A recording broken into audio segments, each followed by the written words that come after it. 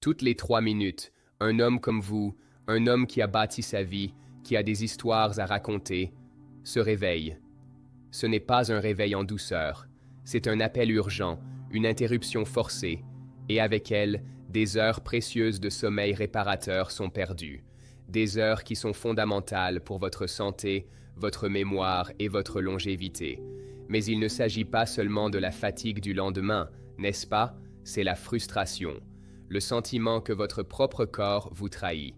C'est la peur silencieuse que chacune de ces visites aux toilettes pendant la nuit sabote lentement votre qualité de vie, mettant en péril votre indépendance.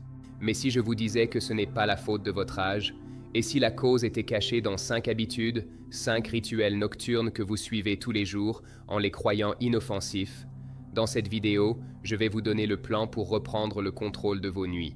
Je vais vous montrer les 5 vrais coupables que la plupart des hommes ignorent. Et le cinquième est le plus surprenant de tous. Avant de révéler le premier secret, faites une chose pour moi et pour cette communauté que nous construisons. Laissez un like pour que ce message atteigne plus d'hommes qui en ont besoin. Et commentez ci-dessous. Combien de fois par nuit devez-vous vous lever pour aller aux toilettes? 1, 3, 5, n'ayez pas honte, je veux lire chaque réponse, car aujourd'hui, nous commençons à changer ce chiffre, ensemble. Première habitude, arrêtez les liquides 3 heures avant de dormir. Plongeons dans la première grande habitude, et c'est l'une des plus déroutantes. Le mythe que beaucoup d'hommes suivent religieusement est de simplement arrêter de boire de l'eau quelques heures avant de se coucher. Vous vous sentez discipliné, vous mettez le verre de côté, mais malgré tout, au milieu de la nuit, votre sommeil est brutalement interrompu par ce besoin urgent. La frustration frappe à la porte de la salle de bain avec vous, car, dans votre esprit, vous avez tout fait correctement. Mais est-ce vraiment le cas? Voici la vérité qui change la donne. Vos reins, cette incroyable machine de filtration, ne lisent pas les étiquettes. Pour eux, liquide est liquide.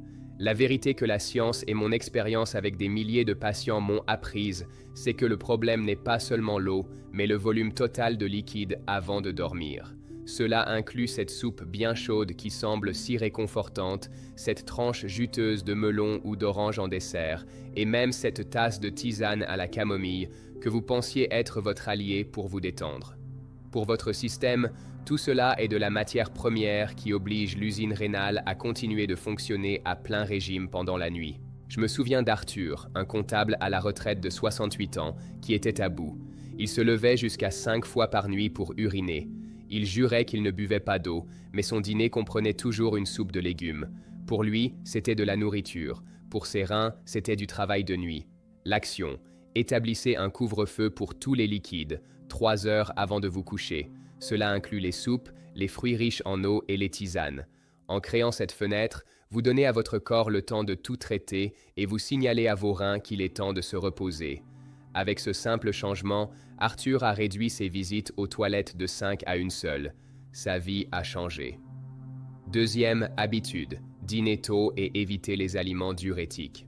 Maintenant que nous avons protégé votre nuit contre l'excès de liquide, parlons de ce que vous mettez dans votre assiette. Le mythe ici est que le dîner ne concerne que les calories et la digestion. Beaucoup d'hommes pensent que tant qu'ils ne mangent rien de lourd ou de gras, ils sont en sécurité. Vous pourriez même opter pour une salade légère ou un poisson grillé, pensant faire une faveur à votre corps avant de dormir, sans imaginer que certains ingrédients apparemment sains sont en réalité des saboteurs déguisés. La vérité est que certains aliments agissent comme des diurétiques naturels ou des irritants pour la vessie. Ils fonctionnent comme une sollicitation constante, disant à votre système urinaire de ne pas se détendre. Nous parlons d'aliments diurétiques et inflammatoires. La tomate et la sauce tomate, par leur acidité, peuvent irriter la paroi de la vessie.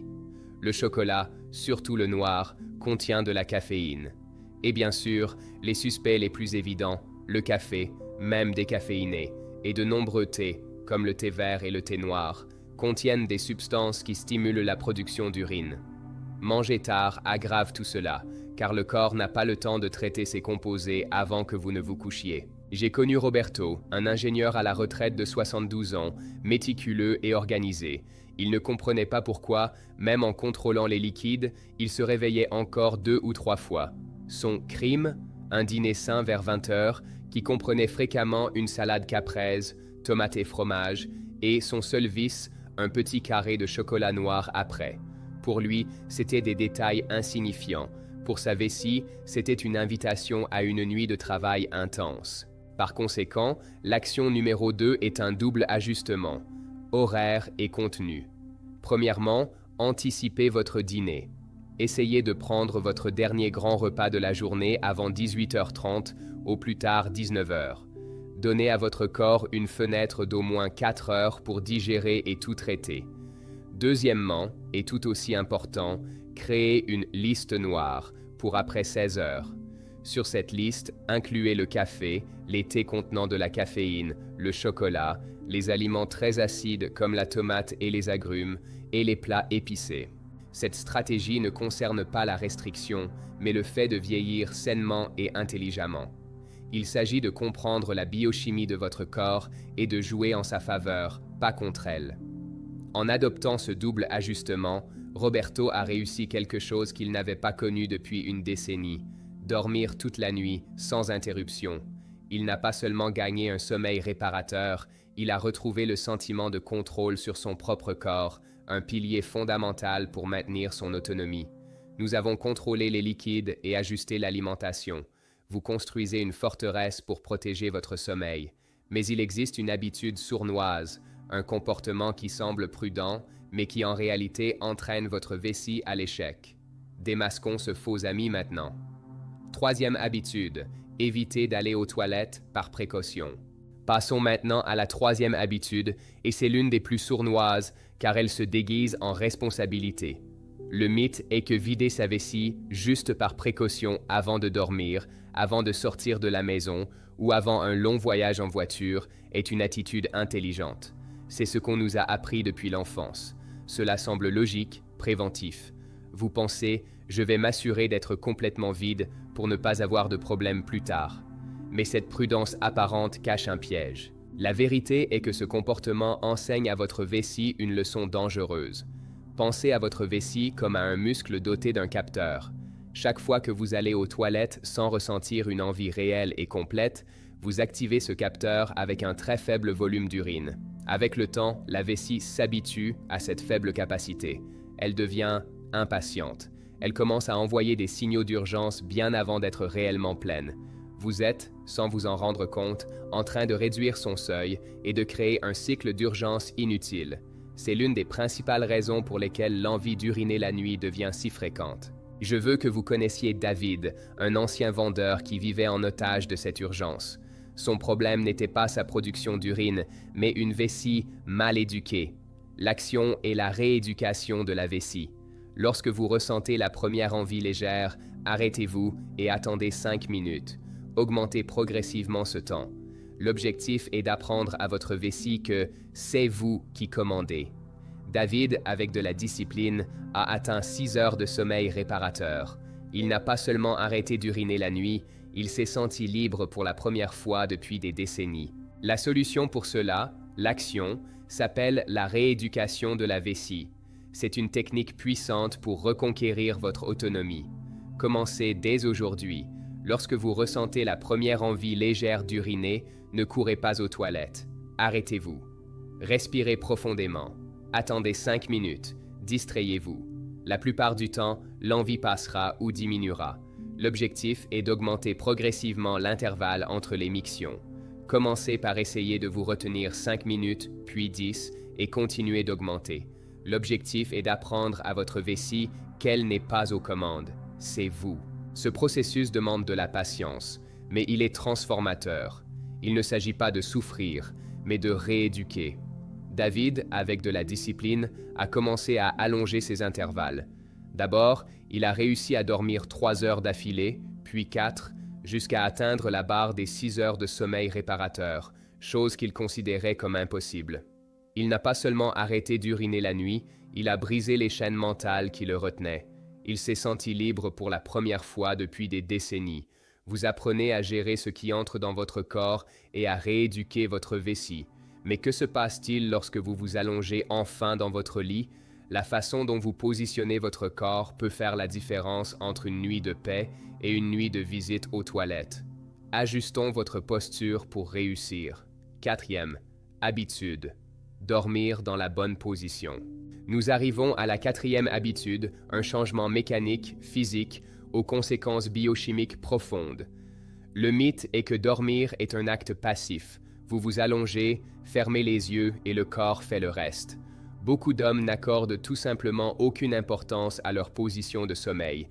Ils s'allongent sur le dos par habitude, sur le ventre par coutume, ou se tournent n'importe comment, sans se rendre compte que la géométrie de leur corps dans le lit dicte activement le travail de leurs reins et de leur vessie pendant la nuit. La vérité scientifique est que votre position de sommeil a un impact direct sur la circulation sanguine et la pression exercée sur vos organes internes.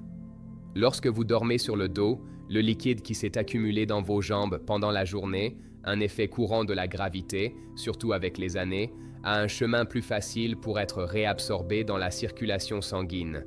Vos reins perçoivent cette augmentation de volume de liquide et pensent « c'est l'heure de travailler », ce qui entraîne une plus grande production d'urine exactement au moment où vous le souhaitez le moins.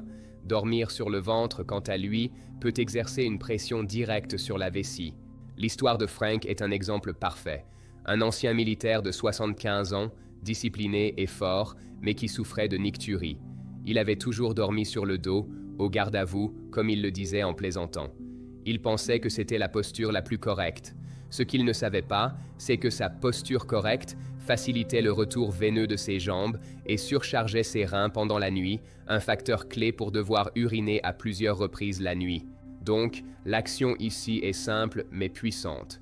Adoptez la position de sommeil latérale, de préférence sur le côté gauche, ce qui aide également à la digestion.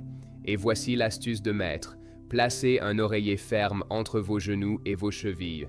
Ce n'est pas un simple caprice de confort. La bonne combinaison oreiller-position de sommeil fait deux choses magiques. Premièrement, elle aligne vos hanches et votre colonne vertébrale, réduisant la tension physique dans la région pelvienne et sur la vessie. Deuxièmement, et c'est le plus crucial, elle surélève légèrement la jambe du dessus, rendant plus difficile la redistribution rapide des liquides vers le tronc. C'est un petit changement d'ingénierie corporelle avec un résultat immense. Frank, le militaire, était sceptique au début, mais il a essayé. La troisième nuit, il a dormi 5 heures d'affilée pour la première fois en 20 ans. Il n'a pas changé son régime alimentaire, il n'a pas changé ses liquides. Il a juste changé la façon dont il s'allongeait. Il a utilisé la gravité en sa faveur, au lieu de lutter contre elle. C'est la preuve que pour vieillir en bonne santé, les solutions les plus efficaces sont parfois les plus simples.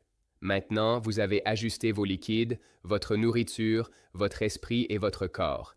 Mais il y a un dernier facteur, un élément invisible dans votre chambre qui pourrait saboter tous vos efforts. Et celui-ci pourrait être le chaînon manquant pour enfin conquérir une nuit complète de sommeil réparateur. Cinquième habitude, contrôler la température de la chambre. Nous arrivons à la cinquième et dernière habitude. Si vous avez appliqué tout ce dont nous avons parlé, mais que vous ressentez encore cet appel au milieu de la nuit, la réponse ne se trouve peut-être pas dans ce que vous mangez, buvez ou faites, mais dans l'air que vous respirez pendant votre sommeil. Le mythe est qu'une chambre bien chaude et douillette est l'environnement idéal pour dormir. Qui n'aime pas la sensation d'être blotti sous une couverture lourde, en pyjama de flanelle, protégé du froid? Nous associons la chaleur au confort, à la sécurité et à un sommeil profond. La vérité, et c'est la science que peu de gens connaissent, implique une hormone cruciale appelée la vasopressine. Pensez à la vasopressine comme au chef de nuit de vos reins. Elle est libérée par votre cerveau pendant la nuit avec une mission très spécifique, ralentir le rythme de l'usine à urine, vous permettant d'avoir de longues périodes de sommeil réparateur et ininterrompu. C'est le mécanisme naturel de votre corps pour éviter la nicturie. Voici la révélation. La libération de cette hormone est extrêmement sensible à la température de la chambre et de votre corps. Lorsque vous dormez dans un environnement chaud ou que vous utilisez une literie et des pyjamas trop épais qui vous font surchauffer, votre corps entre dans un état de léger stress thermique. Cette surchauffe interfère directement avec la signalisation du cerveau, supprimant la libération de vasopressine. Sans le chef de nuit pour donner les ordres, vos reins continuent de produire de l'urine au rythme de la journée et le résultat est inévitable. Georges, un monsieur de 80 ans, dormait dans une chambre chauffée avec un pyjama épais et plusieurs couvertures. Il n'avait aucune idée que son château de confort thermique était l'une de ses pires habitudes néfastes. L'action finale, transformez votre chambre. La température idéale se situe entre 18 et 20 degrés Celsius. Portez des vêtements légers et utilisez des couvertures en couche. Cela favorise la libération maximale de vasopressine, donnant à votre corps le bon signal pour ralentir. Donc, ce que nous avons appris aujourd'hui n'est pas une liste de tâches, c'est une nouvelle philosophie. Il s'agit de troquer la résignation contre la conscience. Nous avons appris que le pouvoir d'avoir un sommeil réparateur est entre vos mains. La question maintenant est, qui choisissez-vous d'être? L'homme qui accepte les nuits interrompues comme une fatalité, ou l'homme qui utilise la connaissance pour sculpter une vie avec plus d'énergie et d'autonomie? Le pouvoir de décider est, en cet instant précis, entre vos mains. Mais je dois être honnête avec vous, ces 5 habitudes sont puissantes pour gérer les symptômes. Elles vous redonneront le contrôle. Mais si nous pouvions aller plus loin et nous attaquer à la cause profonde qui rend votre vessie si sensible en premier lieu? Pour de nombreux hommes de plus de 60 ans, la réponse réside dans la santé de la prostate. C'est pourquoi j'insiste pour que vous regardiez la vidéo sur le rituel nocturne de 15 secondes. Il ne se contente pas de gérer le problème, il s'y attaque à la source. C'est l'étape logique pour quiconque ne veut pas seulement mieux dormir, mais veut rajeunir sa santé masculine. Le lien est dans la description et il pourrait être la pièce manquante de votre puzzle. Et enfin, si ce message a résonné en vous, ne vous contentez pas d'aimer la vidéo. Partagez-la. Pensez à un ami, un frère, votre père, un homme dans votre vie qui souffre peut-être en silence. Envoyez-lui cette vidéo. Brisons le silence ensemble. Abonnez-vous à la chaîne pour ne pas manquer notre prochain rendez-vous où nous continuerons à dévoiler les vérités sur la façon de prospérer après 60 ans, parce que votre voyage ne fait que commencer, et nous ferons ce chemin ensemble, nuit après nuit, choix après choix, vers un vieillissement avec plus d'autonomie, de dignité et de plénitude.